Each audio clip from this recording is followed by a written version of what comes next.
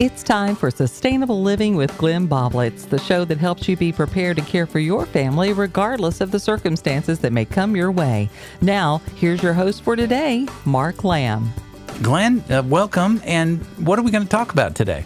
Well, we're just going to talk about something that's on everybody's mind, and that's just the drought and the heat stress and a little bit of political stress that doesn't help the heat stress. And now I'm all worked up just saying the words. But no, we're going to talk about your garden and what's happening and what you may be able to do to save it or at least be prepared for the next one. Yeah. I want to address something right up front. If you've got a well, and with this drought that we've been talking about, you got to be careful because you don't want to tap that thing out just watering your stuff because you need that water for other things. The more water is lost out of the earth, it's not replenishing the aquifer, so the water levels do drop. Right. I talk a lot about water, knowing what your well depth is, the water level. You should really actually check that, and you might freak out to find out that you've maybe lost 10 feet of standing water in your well. Right. And then you go I'll just water the garden. Well, you may be taking water to feed your garden, but you're taking water from you in the future because it's not going to replenish itself in the next rain. It may take a month or more for that water to replenish with good rains, which does not look likely, being that this is the middle of July and August is coming. September's typically dry. So you better be careful with your wells. What about, and I want to be careful here, but what about, getting those kind of big tanks in the back of your truck or your pickup or whatever, and you've got, a device of some sort, some kind of a pump. How let's say I went down to the James River, for example, sure, and decided to siphon some water off the river. Is that legal? Do you know any of the qualifications there to pull water? For agricultural purposes, yes. Okay. You can't leave it there, but you can take some water out of the creeks and rivers. Okay. I probably wouldn't do it in such an obvious place because they may not know the laws and still give you a ticket. But right. As far as setting up something a little more stable, if you got a guy that's got a pond next door, fill up one of those 220-gallon tanks. And, there's several people in our little groups, and that's exactly what they're doing. They're doing what they can do to keep the garden going. Anything to watch out for with ponds because there's a lot of microorganisms and those kinds of things? Well, if your garden is healthy, you should have plenty of microbial life in there, and they'll either work together or they take them out. Okay. Whoever's got the strongest foothold wins. That's just the way it is. And we'll get into that a little later on. Actually, the microbial life is very important. Same way with the fungi. We talked about mycorrhizals several times. We'll get into some of that and how important that really is. Now, I didn't mean to jump the gun, but there's nothing wrong with the pond water as long as it's not polluted, it's not carrying a bunch of phosphates and chemicals and stuff. And you should know what water is around you anyway. Know it's downstream, so to speak. Absolutely. Yeah. So if you have a pond or your neighbor has a pond, you should already know the quality of it. If you don't, go find out. It's a good time. Yeah. And if crap hits the fan, you may need that water to actually cook with later. Right. Which means you're going to have to filter it later. So you need to know what the contaminant load would be, whether it's microbial or chemical. Right. So that's a whole different subject. But just the stress that your garden is going under, your garden's going to go into a defensive mode. It knows it's in trouble. So it starts doing things like leaf curl. Leaf curls when they'll fold the leaves up. The one that you probably have seen the most is corn. Everybody knows that corn will fold its leaves up, so it's not being exposed to as much sunlight. It's reducing the surface area. Second thing it does on the bottom of the leaf is a thing called stomata, which means Greek for mouth opening. So they close that so they're not breathing out the moisture that they typically would. That's how the plant tries to stay cool and get rid of get rid of the excess oxygen from the photosynthesis operation. So all those things. Now it can't do this forever. So these little showery rains, it says, okay, I got a break. They'll unfurl. They'll try to maintain itself and still put out seed. That's what they're trying to do, or fruit, or whatever it is that they're trying to reproduce themselves. So those do help, but they don't go down deep enough. Same way with your watering. If you're just doing a little bit of watering at each plant, you're training the roots to come to the surface to get the water, and they'll start putting out root systems too close to the surface, and then we're going to get a 100-degree day, 50% humidity, and they'll dry those roots out, and it's wasted a lot of energy. Okay. Watering should be deep watering. Now, just watering alone, if you have just exposed soils, you've been a good gardener and kept all the weeds out, you have this exposed soils, you're shallow watering, it's going to evaporate right back off because the ground temperature is just so hot. I mean, right now I think it's like 85 degrees, the ground temperature. That is really hot. Roots do not like that. Right. But the root has a defensive mechanism. The tap roots, the big heavy roots, they try to drill into the earth because they know if they go down deep enough, there's more moisture down there, so that's what they're doing. What they're not doing is putting out the small hair roots that pick up nutrients as much. They still do it, just not as much. They're after water. They're trying to preserve their life, just like we are. Right. Gotcha. So they also have an ability to put hairs out that you typically wouldn't see on, say, a tomato. You look at your leaves on your tomatoes, you go, why does that thing look hairy? Well, it works like a reflector and a shade cloth almost. So if you're looking at your plants and they go, there's a fuzz on there, well, it's called an exothermic hair growth, and they'll do it down the stem, and that tends to shade the stem and act like a heat release. Oh, wow. Art plants incredible. Oh, they are. We think we're so fearfully and smart, and the wonderfully plant made. has already outsmarted us. Right. So it acts like an insulator and a reflector. That's what you're seeing on these little hairy leaves. What else? Cucumbers. They start to feel scratchy after a while. Yes. That's what they're doing. They're putting out these stiff little glass-like things that reflect the sunlight and allows them to get rid of heat. So how about that? That's what's happening there. Amazing. Bad thing is they reduce fruit production. And they do that in several ways. They'll not allow the size of the fruit to get as big as they normally would. So your big boy tomatoes are just medium boy tomatoes this year. Some do well, some do not. Plant selection and all that kind of stuff has a lot to do with how they're going to produce, of course, but they have lost some size this year. Typically, we get some tomatoes that just cover the whole piece of bread. Right. Well, those are kind of rare now, but we're still getting a lot of them, but our garden's a little more guarded and has its armor on the soil, that kind of stuff. So water's been an issue for us for a long time, and we tried to figure ahead of time. Before this came, I had no idea it was going to be like this, but thank God we did something.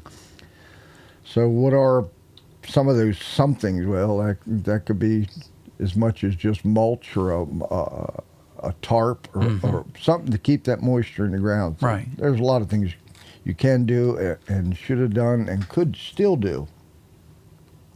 Another thing they do is they close up the flowers. That's not good for the bees. Right. Pollinate. The bees are kind of struggling right now because the plants are going, nope, I'm not putting out any extra. I'm saving every bit of moisture I can, so they close the flowers up. Yeah. If the rain finally does come, they'll open them back up, sure. But if it does not come, they won't produce any new flowers either. Wow. Depending on how defensive they think the little plant needs to be. He's like, man, it is so bad. The Democrats are, did I say that? Are so bad that I need to take every defensive measure I can. Yes. And that's what's happening to our gardens. So, flower closure. Yeah. If it continues on like it is, they will absolutely drop their fruit. Now, My gardens are doing real well because of the water that we put on and all the mulch that we have down to stabilize the soil, blah, blah, blah. But my fruit trees, you know, I have a little orchard. Mm-hmm. Now, I don't have that irrigated. Okay. I'm more motivated now to put in irrigation, but Right. we've had some fruit drop, especially the smaller apple trees that are younger apple trees. They just drop the fruit. They go, nope, can't do it, not this year. Right. And Yeah, drop so the fruit. it's almost a survival of the fittest It scenario. absolutely is. They'll curl the leaves like corn. Right. Corn does. Now, it may not kill it, but it's definitely going to stunt these plants. Right. And trees. You're just going to have to suffer through this one. Our peaches didn't do as good. Last year we had peaches that were over a pound. This year they'd be lucky to, be a half pound. But Okay. there's still some on it. They also did a early fruit drop while the peach was still hard and green and just getting going. They go, it seems kind of scary. Let's get rid of some fruit. We knew it was going to happen, but we still may get a few peaches out of that. Are we according to like the Farmer's Almanac and the cycles that we go through as a world, Earth, are we in a current downturn as far as rain? As I know we're experiencing that, but I mean, are we maybe looking at this for the next couple of years? Oh, we are definitely in a heated cycle, and it has to do with the sun. Mm-hmm. There is I think it's 36-year cycle, Okay. and at some point we get a little bit closer to the sun, and Right. that's going to be our hottest years. We get a little farther away on the backside of the cycle, so it's a little cooler years. Right. So, yeah, as far as that goes, yes. Are they monkeying with the weather? That's what I've heard, for a while now. Mm-hmm. Oh, they're messing with the weather. That is possible. They have the ability to do it. Whether they are or not, I don't know. Right. You can't trust them, and they won't tell you the truth. So your guess is as good as mine. But I do know that the sun is coming into its heated cycle. In fact, we're pretty close to the mid-cycle of the hot side. So we're going to have this for a few years in a row. So Okay. it'd be worth putting some armor on your soil, whether it's mulch or green cover or whatever it is. You might want to think about it because the next couple of years are going to be kind of hot. Okay. The only bad thing about this, and now this is old folklore, if you have a terrible, hot, dry, nasty summer, it is usually followed by an ugly winter. Now, is it ugly winter with lots of snow or just ugly winter with Cold. severe cold? Right. Something's going Be to happen. better to have the snow Now, because that'll go into the ground at least. I'm 62 eventually. years old. Right. This is the hottest summer I've ever experienced for this long. Now, Right. we've had 102, 103 Right. days. I didn't enjoy them at all either. I work outside, so I'm kind of tuned to Sure. the hot summers. And this is probably the worst I've ever gone through. It's definitely the driest July. Typically, July gets a lot of rain. Now, August gets dry. Yeah. Now, whatever's happening is messed up, that water cycle, and it's showing up in our gardens. But, welcome to 2024. Yeah. Well, let's take a break here, and when we come back, let's address looking into the future for a year or two and how to prepare for that, because this is sustainable living made easy with Glenn Ballblitz. And if you've just caught part of this, you can always catch the whole program. It is uploaded into the podcast sphere, I guess, on Fridays typically. And we'll be back with Glenn here in just a moment. Get ready for a new soundtrack for your life. Doc Rock, Smith Mountain Lake.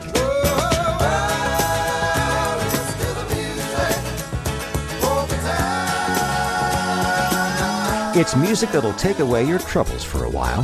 That's what I'm talking about! Wake up with Janet and Mark on the Morning Jam. They'll keep you informed and encouraged, and we all need more of that. You say jam? You're invited to be a part of the Doc Rock family, your feel-good station. Doc Rock, Smith Mountain Lake. We're back with more Sustainable Living with Glenn Ballblitz. Be sure to look for Sustainable Living on Facebook for even more information and follow-up conversations with other members. Now, here's your host, Mark Lamb. So, Glenn, we were talking about before we went to break there, that we could be in this, fairly long cycle at least for us, that we haven't experienced in our lifetime. So it's all about preparing and being ready for it. That's what this show is about. Correct. I mean, it's a lot of bad news, bad. But, there are things that you can do for the prevention. But, there's other effects just your garden. And you want to know, is my garden truly suffering this kind of stuff? And what is happening? Well, your plants are getting weak. So you're going to lose some plants. There's no doubt in my mind. And our tomatoes, we're getting sun scald. You ever hear that? Mm-mm. It gets so hot that it actually kills that tomato's skin, and it'll turn into a bleached white. You probably want to throw that tomato away because it's going to rot, and it's already setting up a bacteria in it. So, it's not my recommendation that you keep those. Get rid of them. Okay.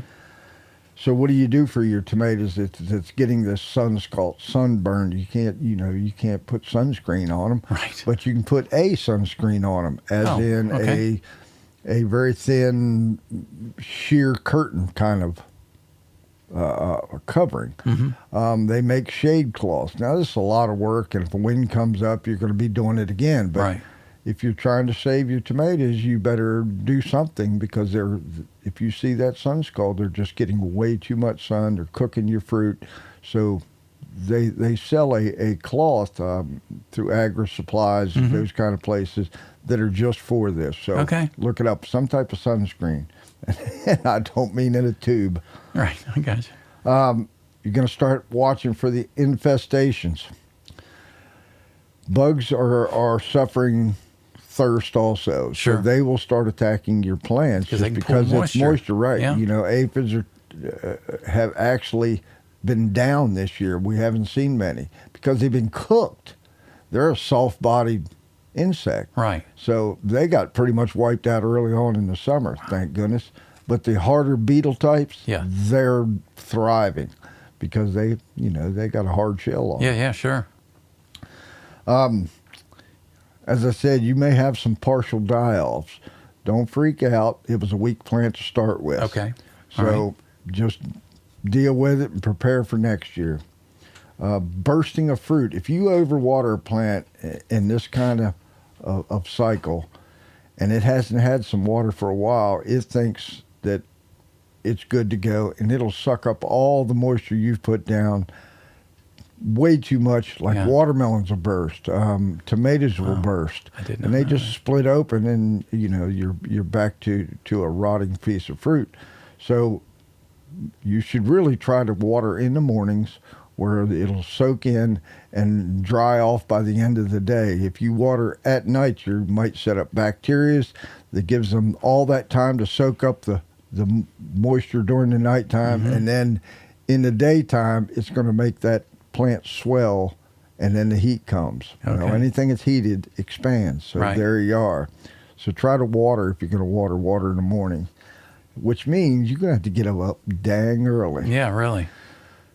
We did a parking lot job in which we got up at the crack of dawn to go to work. Sure. Just to avoid the heat, so we were out of there by 2 o'clock.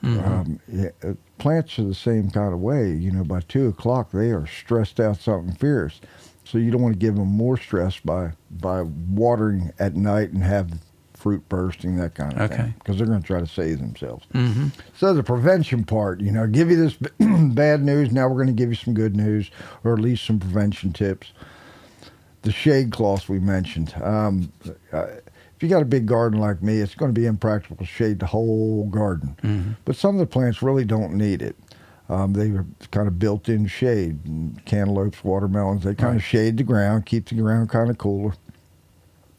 If you have mulched in previous years, you're way ahead of the game. That does several things. The wood chip mulch, all those things draw in moisture and release it to the ground slowly, so it's not a runoff situation. We've had some pretty hefty rains just come through, burst, and then that's it. Right. Well, it all run down the driveway. Yeah, because you don't want that. So that's one of the benefits of mulch. Mulch will hold 90% of its weight in water. And then it releases it to the soil evenly. I have a question about mulch, because mulch comes in dozens of varieties and flavors. Sure. You know, when I pick up the mulch down at the local place, when I pull up, there's a big mountain of it and then steam coming off of it. Correct. So it's fermenting, so to speak. Right. Is there a better mulch? That is a green mulch that's still composting. Okay. You can buy fully composted mulch or fully composted garden soil.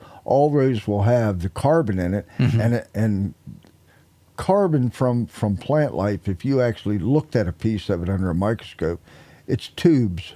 Little tiny tubes. That's why it holds so much water. Okay. So even if it's not, green wood chip mulch, adding that tilth or that carbon is a good thing. So you're giving as much chance for water to be held for as long as you can in your garden, and that's what we're talking about. Then you have green mulch. We've talked about green mulch. When you put it on, you have the chance of causing a nitrogen tie-up. Now, if you mix that into the soil, you're guaranteed to get a nitrogen tie-up just because of the decomposition process. So just a layer, even if you take it off before you till your garden. Now, that's double work, but you may have saved your garden and the moisture thereof. Okay. So there's several kinds of mulch, as you said. Getting down a layer of cardboard before you put the mulch down is another layer to keep that nitrogen tie-up from happening. Okay. And you can clean that up fairly easily. But you're going to have to do something because you're losing water every day. So if it's just cardboard and a little mulch to hold it in place, do that. It's better than losing your whole garden. Sure. You got to put some sweat equity in that. So get up really early. The infestation we talked about, the plant is weak. You're going to have to watch for this stuff coming in because everything's going after the weak plants. We've got these darn lantern flies. Yeah. And they're spreading very quickly. So you're going to have to do something about them.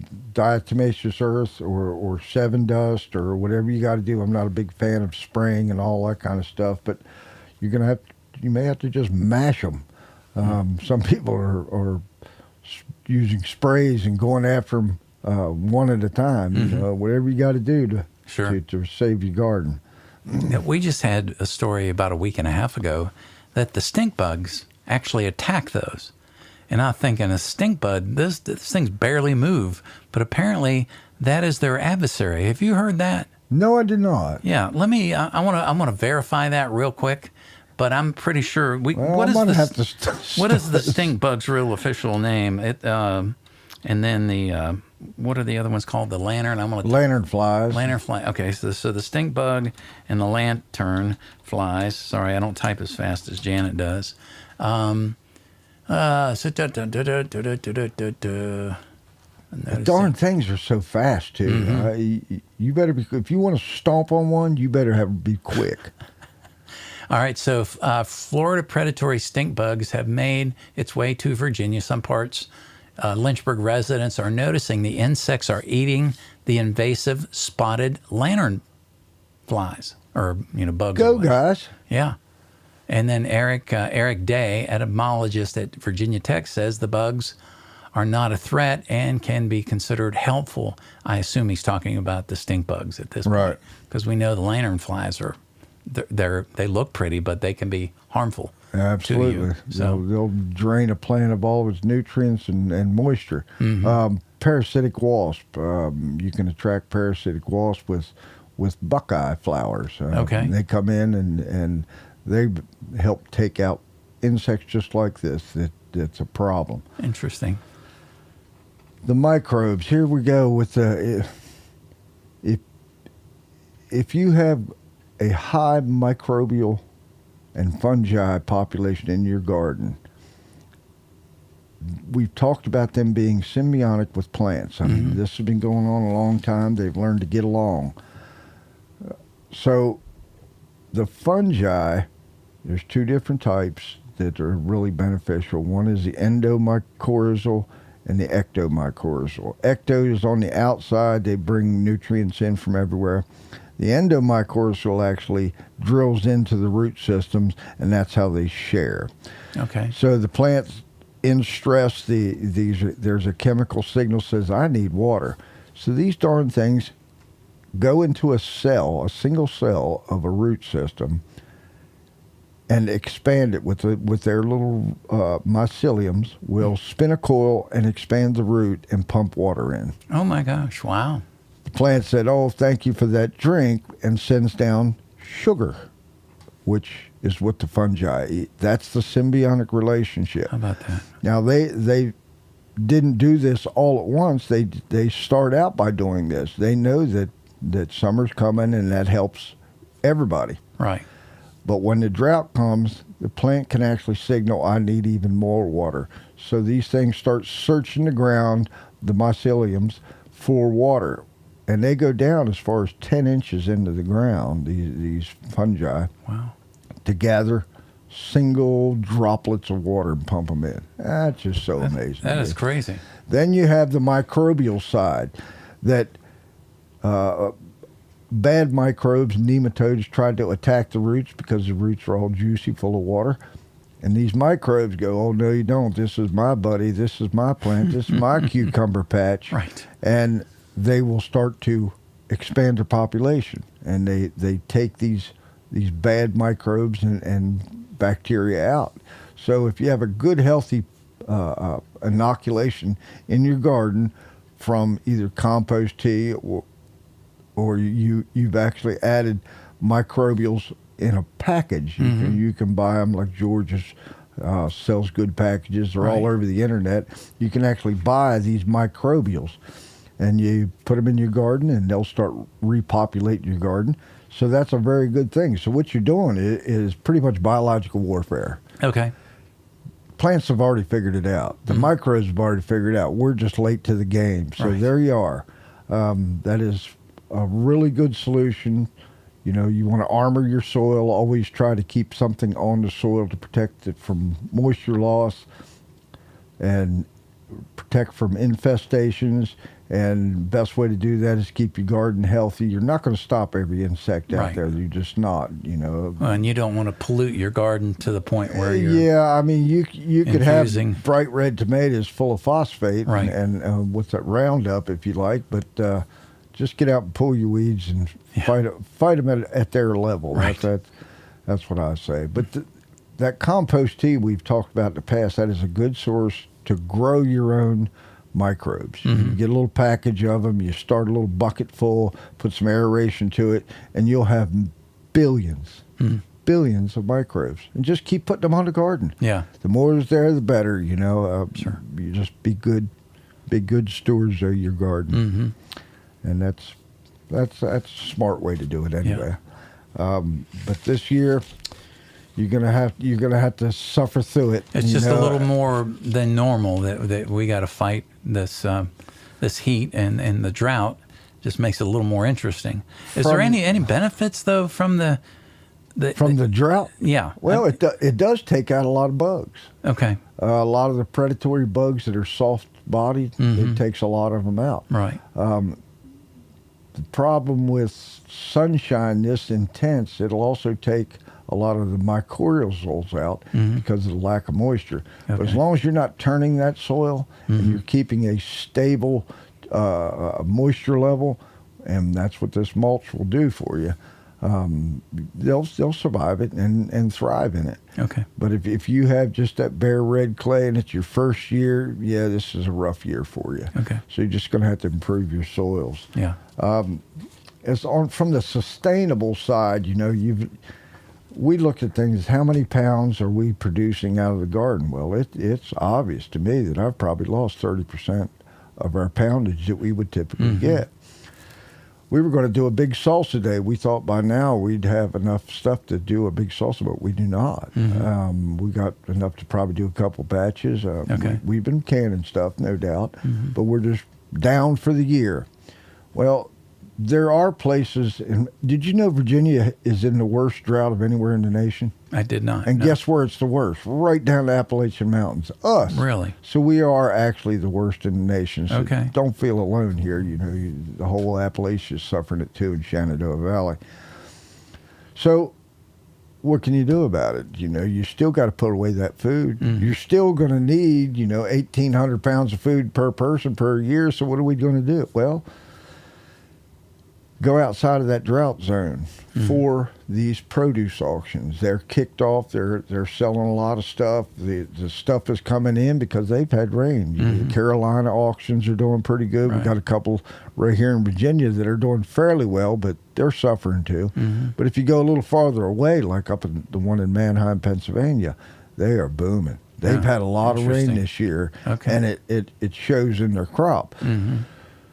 So if you've got several families that want to get together and go do these bulk purchases we talked about. If you can't afford to go to Kroger's and buy tomatoes to do it, and I wouldn't suggest that anyway, but or U.S. Foods, sometimes they have killer deals on food, but these are corporate produced farms. Right.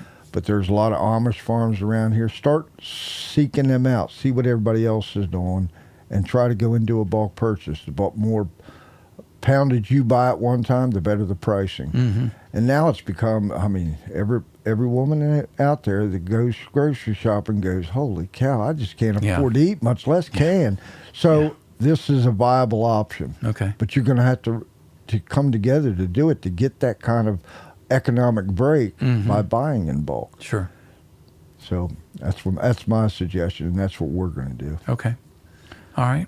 So make sure you're taking care of your well. Don't overburden it.